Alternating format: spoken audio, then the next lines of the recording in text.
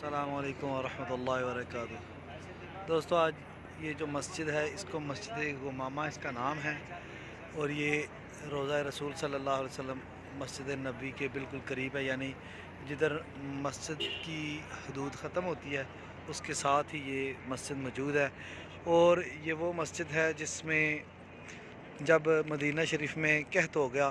بارشیں نہیں ہو رہی تھی، تو اس وقت صحابہ کرام جو نبی کریم صلی اللہ علیہ وسلم اس مسجد میں اس وقت موجود تھے،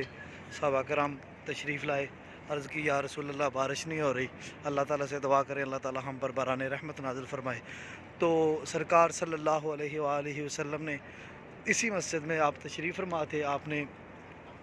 دعا فرمائی اور بارش شروع ہو گئی۔ تو جب سرکار صلی اللہ علیہ وآلہ وسلم نے دعا فرمائی تو بارش لگاتار شروع ہو گئی، اتنی بارش ہوئی، کہتے ہیں کہ 3 دن لگاتار ادھر بارش ہوتی رہی، اور اس قدر زیادہ بارش ہوئی کہ لوگوں کے مکان ٹپکنے شروع ہو گئے۔ تو پھر صحابہ کرام دوبارہ سرکار صلی اللہ علیہ وآلہ وسلم کی بارگاہ میں حاضر ہوئے، عرض کی یا رسول اللہ صلی اللہ علیہ وسلم ابھی بارش اتنی زیادہ ہو گئی ہے کہ ہمارے مکان بھی ٹپکنا شروع ہو گئے ہیں، اللہ تعالیٰ سے دعا فرمائیں کہ اللہ تعالیٰ بارش کو روک دے۔ تو سرکار صلی اللہ علیہ وآلہ وسلم اسی مسجد میں موجود تھے 3 دن سے،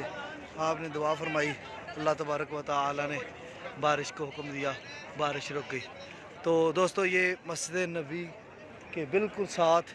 مسجد غمامہ ہے۔ ابھی ادھر نماز یہ نہیں پڑھتے، صرف انہوں نے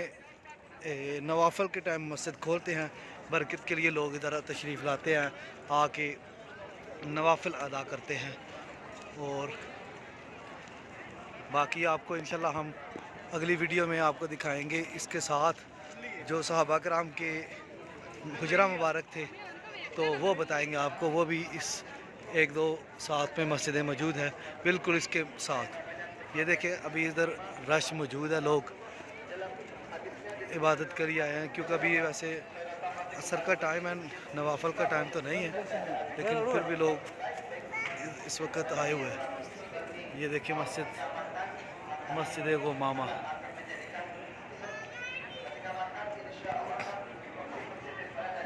اور میں یہ دیکھیں پتھر لگا ہوا ہے اس پہ، پرانے طرز کی انہوں نے، لیکن اس کو میرے خیال میں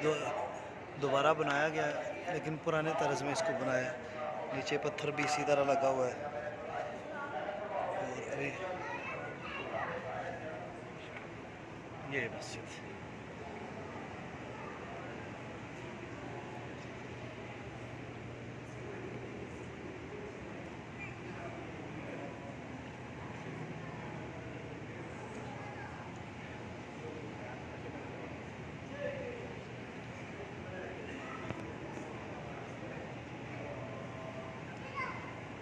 السلام علیکم ورحمۃ اللہ۔